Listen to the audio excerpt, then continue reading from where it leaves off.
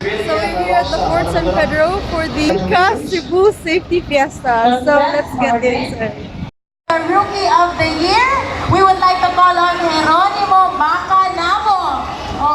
Once again, highest performing newbie driver for 2019. Asa mga kuya? Ay, nagdala pag helmet. Oh, congratulations! Wow, nakakalimutan newbie! Yes, Jimboy Lumpan, Pipito. Jimboy Sorry naman. And with the numbers that Angkas has shown us, shown the entire country, with an accident rating of 99.997%, we're actually 99.997% safety ratio. It gave us an amount of change that we never realized and we could never imagine before Angkas came in. And because they have the resources, siyempre kami, we take advantage of that. But it is for a good cause. Hindi naman siguro take advantage. Baka naman yung partner with them. Well, I would say take advantage. Let's be honest here. We're taking advantage of how well they can maneuver a motorcycle in a closed, confined space with a course laid out for them. So meron dyan ligaw, meron dyan pwede kang matumba, pwedeng matamaan yung cone. So you have all these things that can happen. Filipino families own a motorcycle.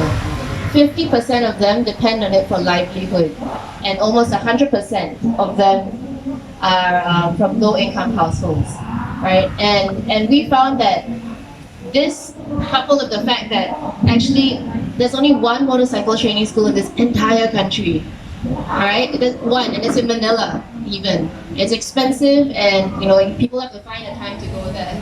So there's actually also no opportunity for them to learn how to ride a motorcycle safely. And as a result, that's why motorcycle drivers are called kamote drivers. That's why there's that, people hate motorcycle drivers on the road because hey, why is he driving like that? Does he not care about his life? Why does he have to squeeze in between the cars? And to be honest, it's because they don't know any better. They were never taught how to ride a motorcycle safely. They've never had training. They have no idea that that's dangerous. Right? And that's something we've learned. And with the training that we provide our drivers for free, we train them on basic road rules, street signs, traffic lights, road awareness, a lot of these things. And we've shown that if you bother to take the time to train your bikers, they will use and ride a motorcycle responsibly. And that's something that we are very proud of doing, right? To give you an idea, we fail about 70% of our applicants, but the training is free. So for the 70% of the applicants who fail, they come back and they try again, or they walk away with a better safety mindset on how to ride a motorcycle and how to be more responsible on the roads. And this is a safety advocacy of ours that we want not just to provide for Angkas bikers, but for all the bikers out there, which is why we work with MRO, which is why we work with LGUs, which is why we work with any corporation or people who wants to improve the safety standards of the bikers or people who want to learn. We will provide the safety training for free. And I think this is very important because we're adding 1 to 2 million new motorcycles on the roads every single year. Right, a lot of them with no licenses or no training, and this is going to be a much bigger problem down the road. So we have to make a stand and start training as many people as possible to make the road safer for people. Thank you very much, Angie. So there you go. It's The safety measures you put in place in order to secure that every passenger is safe with an Angkas rider. How can we also make sure that the passengers are not overcharged, or how do you determine the rates? So we have fixed rates that are stated on the app when you book. So it's based on the distance that you book. So the rates start at 20 pesos and it increases based on the distance. So your biker is only going to collect what is on the app, and you already know what the price is before you choose to book a ride. Yeah. okay. Any other questions? I'm Carlo Olana, Boy Cebu. How many bikers do you have right now from Cebu? And an estimate, do you have an estimate on the average income per week? Okay, currently, okay, this is not to include because right now we're accepting applicants. Onboarded bikers are 7,000 in Cebu. Okay, in terms of active, when we say active, those that are 5,000. Okay, the active ones, those that are really taking the bookings are online is roughly 5,000. Okay, so we are looking at increasing it to the bikers force, the Angkas force, more than siguro 7,000 in just about a matter of months because we're accepting applicants.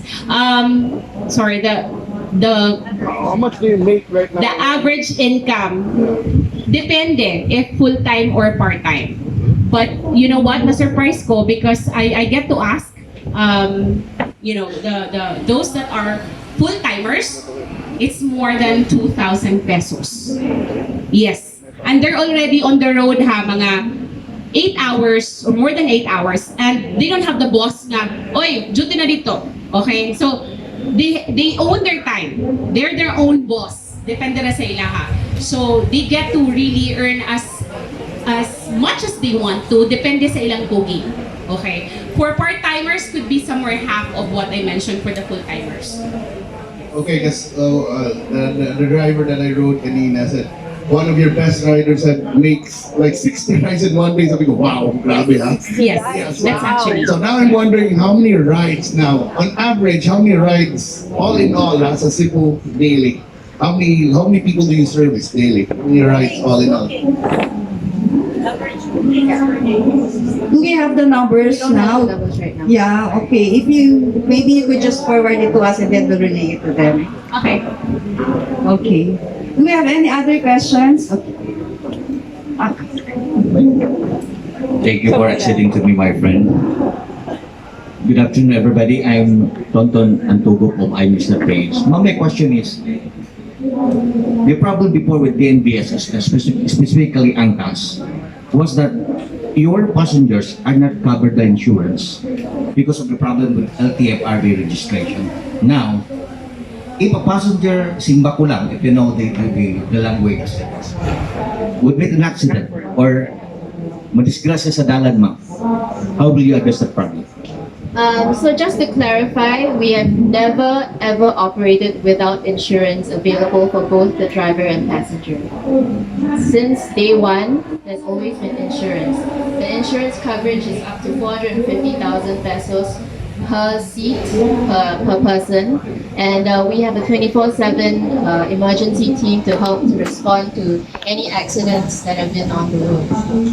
Yeah, so yes, there's always coverage. That's 450,000. Up Is to that 450,000 pesos, yes. Per seat. Yes. Per seat. Per seat, per person. Yes. Wow. And we have a, from day one. Then from day one, yeah, so it's 100,000 pesos for medical reimbursement and up to 450,000 for death and dismemberment. Yeah, and this has been from day one. We've always had insurance because I don't believe in running a service that is not of a certain standard. If we were not able to get insurance, we would not have run or we would have done self-insurance ourselves. But that's always been our number one priority, which is safety and professionalism. Yeah, I think that's aligned. Yeah, very good. If that's the case, had you serviced one of the passengers that met an accident on your own? Do we service? Here in Cebu, please. Yes, of course. As I said, we have a 24/7 hour customer service team, and we have a 24/7 hour team that will respond to any accidents that have been reported to us. So we will assist the passenger, bring the passenger to the hospital, in follow-ups and things like that. This is something that we believe in providing as a service. I think this is aligned also with the very essence of what Angkas stands for, which is safety, right? Okay. Do we have any other questions, sir? Hi, good afternoon to the panel. Jason from Traveling in Tandem. I think I would like to address my question to Sir Jober. Sir Jobert, I usually go to Manila every now and then, and traffic there is really, really bad. So I take Angkas. I'm not shy of it. And our head office is, the company that I'm working for is in the EDSA area. The one of the Angkas drivers, or I think there were like 2 or 3 Angkas drivers already shared na ano daw, hinaharas sila ng mga taxi driver. Are we doing something about it? Kasi yun nga, some of them are afraid, some of them are like already hesitant to go to areas where they experience yung harassment from the taxi drivers. And it happened many times already. Yes, that's a very good question, and actually I would like to thank you about that question. Yes, we do receive these reports. It comes to us on a regular basis, sadly. I think one of the reasons why this happens is because since Angkas provides a service that Filipinos truly deserve, they look at Angkas as a threat. Because we got so used to being enablers of the wrong system. The Filipinos has allowed the system wherein taxi drivers should ask for additional here, additional there, outside of the fare. And now that we have a real professional service, that practice may soon be forgotten or may soon be acted upon. Since we have Angkas, we are now able we're seeing more reaction from the government as far as legislation and treatment on the streets is concerned. We are actually working on several cases regarding this one. Cases that have been filed with the DOTR and are now being acted upon by the various agencies on enforcement. We also have cases wherein it's not just transport versus transport. It's also there's enforcement issues also, and they are being acted upon. In fact, I have a meeting with NAPOLCOM this coming Wednesday. So since the entry of a professional service for the motorcycle taxi industry that we're trying to introduce in the country, and we're trying to make it legal, we're seeing them react in a positive way because there is just no excuse anymore. Here's a professional service, and the future is this. If we are successful in professionalizing and legalizing the motorcycle taxi industry, it will cascade to the entire transport sector. That's our future. And if we do not support it, it won't become a reality. So because of the people working for Angkas and addressing these concerns right now, as we see it, there's the light at the end of that dark tunnel, and we see that. And yes, it is being addressed, and soon we'll see a full force of enforcement rallying behind Angkas also, because a lot of the Angkas riders are actually part of enforcement as well. Government officials, when they are done with work at the day, they do part-time service as Angkas riders. Yes, this is true. Policemen, MMDA. In fact, I have a friend who's a councilor of a city in Luzon who does Angkas after he's done with his legislative work. Okay, thank you. We have another question.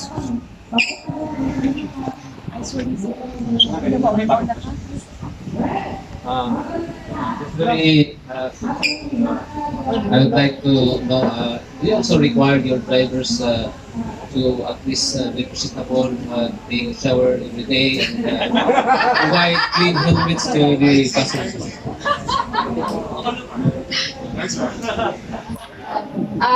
So there are general requirements to become an Angkas biker. So one, you need a professional driver's license, ORCR, MBI clearance, police or barangay clearance. You need to take and pass both our written and physical exams, using a passenger to pass an obstacle course. And of course, during this time, if you're deemed to be unhygienic, then that's, I think, also one of the criteria for being an Angkas biker. More than that, we provide face masks and shower caps for all passengers so that the helmets can be hygienic, and on the roads they can, be less hassled by pollution. And I think lastly, if there are barefoot drivers, there's also a feedback system on the app. So you can give the driver a 1-star rating, and you can put the reason there, ang baho, this driver is super smelly. Please ask him to take a shower. And we actually address all of these complaints with the drivers, because we also have a dedicated quality control team to re-educate bikers and to make sure that they stay true to what an Angkas biker should be like. Thank you for that question. Hello, I'm Richard, a blogger. My question is, how far does the Angkas system serve here in Cebu City? From where I am, I live in a municipality near Lapu-Lapu. There's not as many availabilities as there are here in Cebu City. And is there any next plan for that, or what's the expansion strategy? Yeah, naatay bikers who actually go as far as Lapu-Lapu and even Talisay. Yes, to your question, there will be expansion wherein we get to reach out mga farther municipalities, like siguro mong Ginanilya, kaya naman may daghang workforce in that area going sa city. So that is something medyo wala pa, kay medyo ang metro mangod na area naara dira ang mga bikers ito ng toyo-toyo. Yes. But if makakuha sila booking as far as Lapu-Lapu, dili man sana sila mo balibad hinoon. And if they can get a booking as far as Minglanilla, let's just say, dili sana sila bubalibad. It's just that dili siya ingon ana kadaghan compared to the metro area for now. But there's a plan of really reaching farther communities or municipalities. Okay, thank you.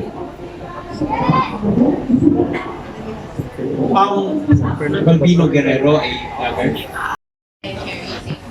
But usually the packaging of for to be safely put on the bike should be provided by the customer. But moving forward, we will take that into consideration to see if we can provide more equipment for the bikers.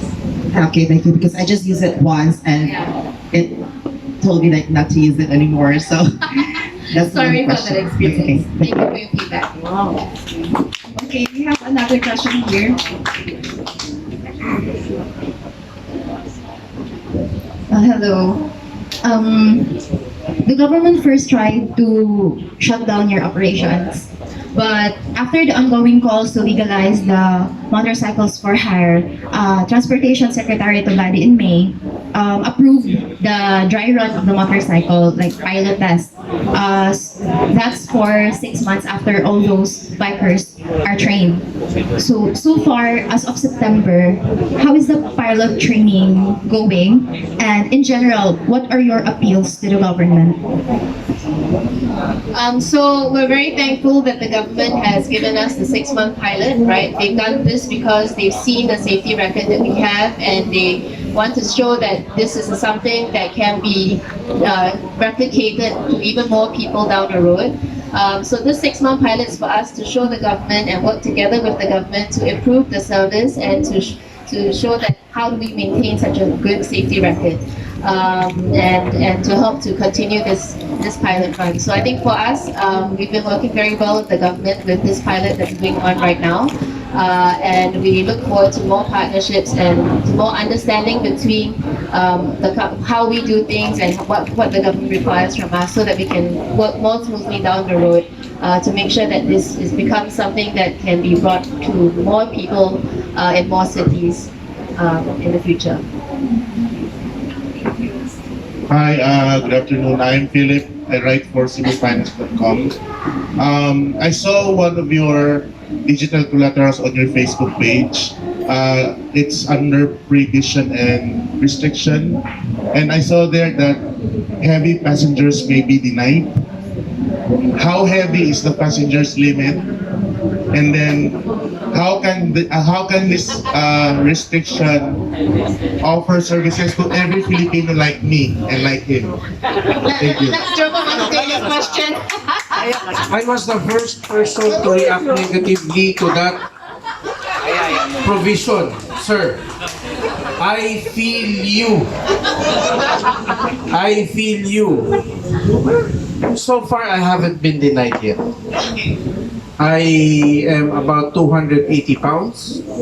Nobody has denied me yet, but they give me the reaction of. But in any case, there are people who are really over and beyond. God bless their soul. We wish them the best in their health. Mag-LCIF na rin sila for their sake. But our drivers, so far, are the riders. They face the challenge. It's just for things that are over and beyond. Jobert, but we don't get Jobert, it. maybe you can talk about the displacement, the 100 to 200 cc and the weight restrictions for that. Yes, thank you. As far as the motorcycle is concerned, the typical underbone can carry us, the 125s and above, to the 150s, 175s, that's fine. The scooters, in fact, can still carry us, but there are the 100 cc's, the really, really small and thin bikes. It's a question of comfort on that aspect. But as far as capacity is concerned, the smaller the bike, the lesser the capacity. But the higher the displacement, then it comes up with or a weight capacity that they can carry. So they have to be aware of that also, because the government or the TWG is looking into that also. It is not the rider's fault, but again, as I said, most riders won't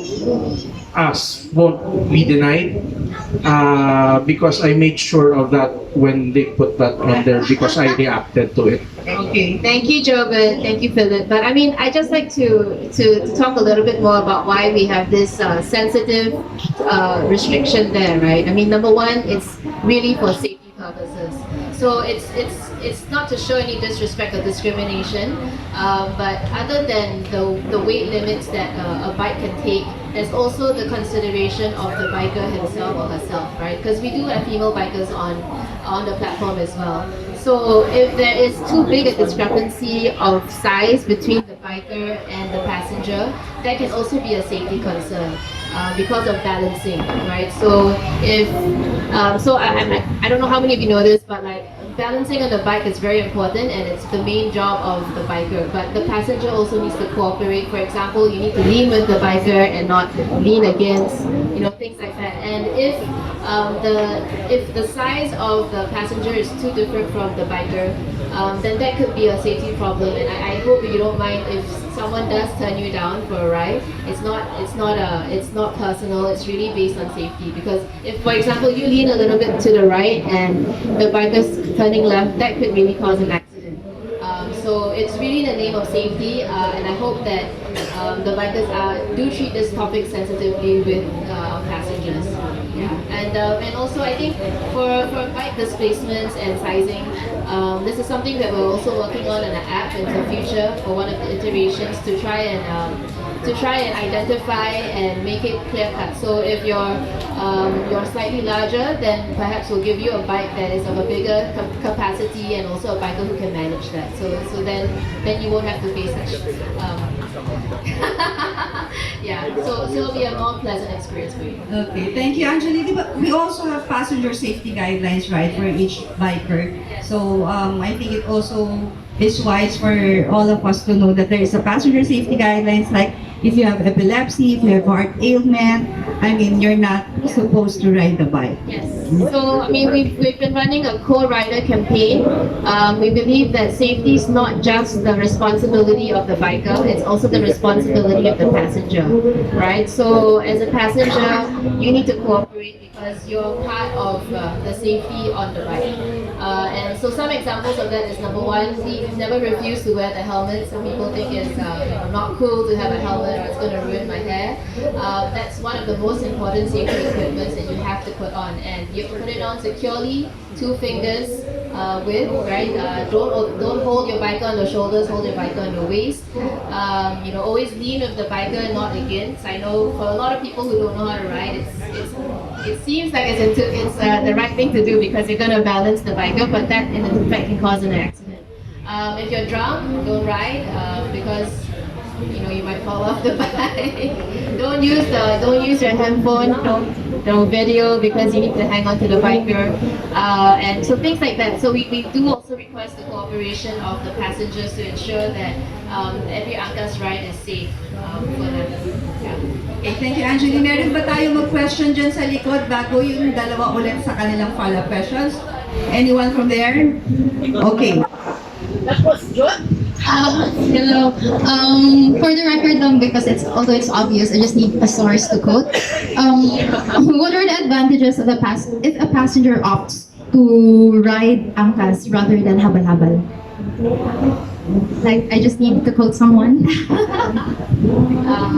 So if you ride an Angkas, you know who your biker is. You know that this person has been accredited by the platform. This person has received training. Has a professional driver's license, and you know that you'll receive the proper safety equipment. And we also make sure that all rides are covered by insurance, and there's always customer support if ever there needs to be some feedback to be given. And we hope to help to professionalize the habal industry to help bring up the standards and to give more training to as many people as possible.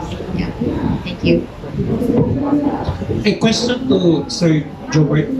What's the proper way of hanging on to the driver? By the legs. Right. You see their PAX cards, right? Attached to them. Okay, you pull on that like a horse. No, I'm just joking. No, the right way to hold on to a rider is by the waist. Okay? You hold on to their sides. So when they move, you move with them. Okay? So when you hold on to their shoulders, it affects when they maneuver the handlebars.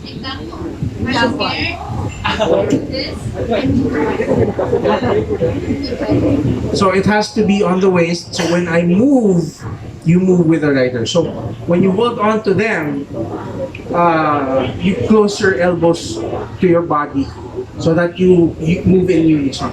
Also keep your legs closed. Angkas has produced vests for the riders as well with handles on the side. So if you encounter a rider that's extra large like me and it's hard to wrap around his belly, yeah, he has handles on his vest and it's coming out. It's going to be rolled out soon here in Cebu. It's been done already in Manila and it has proven very useful and very effective as well.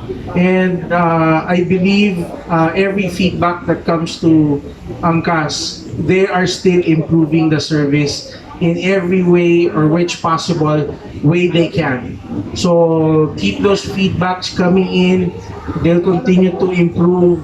And that's the reason why we're all behind Angkas, is because they're a company that will do anything as far as safety is concerned, and they will address that.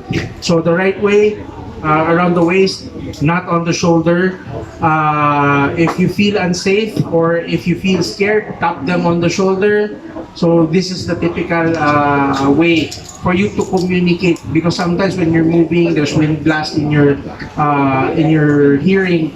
It's hard to communicate. So just give him a tap. It's automatic. That tap means to slow down for the passenger. Well, not necessarily. That's not advisable. But if need so, thank you. Ano yun, sir? Ano yun, Jobert? Kasi yung iba nagtatanong, hindi mo pwedeng umakap?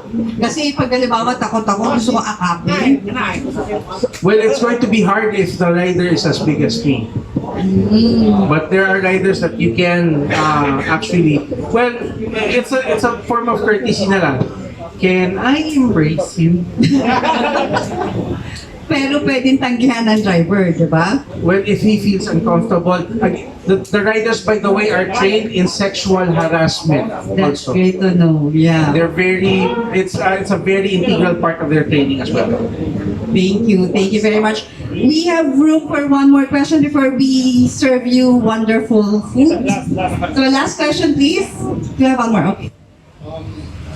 First, I have two questions actually. First, I'm gonna ask, are all Angkas drivers male? No, we have female bikers as well. And second, what's 99.99 and 997%? We're safer than condoms. Oh my god. Yes. So sitting down you can't see, so 99.997. So tell us about that figure. What's the meaning of that one?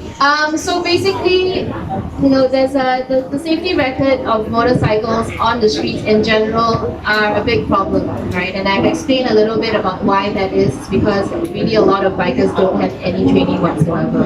So I think the statistics from the government is that 53% of all road accidents that involve deaths are actually motorcycle accidents. Right, and this is one of the big reasons why the government was so resistant to allowing a service like ours be on the streets.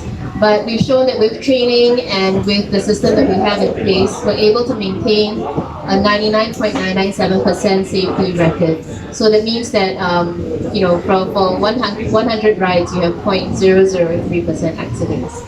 Yeah. And that's something we're very proud of, and we hope that we can maintain with the cooperation of both our bikers and our passengers. Thank you very much. Maybe to wrap up this press conference, maybe Gilbert, maybe ask. Angkas is not just a business. It is about advocacy, but more than that, it is public service. Okay, so we are here to bring our Cebuano commuters to their destination faster and much relatively more safer. Thank you. Thank you. Angie, you have a closing remark for our media friends? Well, once again, thank you so much for coming here. I really, really appreciate it. It's been a pleasure meeting all of you and answering your questions. If you have anything else you'd like to talk about, we can do this after. But I think what I want to share is, you know, Angkas is here to really help Cebuanos, to help to help improve the lives of our bikers. And we also want to help to improve the safety standards of motorcycles, the coexistence on the roads as well, to help save lives. And yeah, I mean, that's really what we're trying to do. So I hope for to be able to get your support in helping to spread this message and to do more for people. Thank you. Thanks, Angie. Lashmi? Well, first of all, thank you for coming over. And I would say if you want to beat the traffic, if you want to get there fast, if you want to be on change the standards of transport in the country. Angkas is our test bed.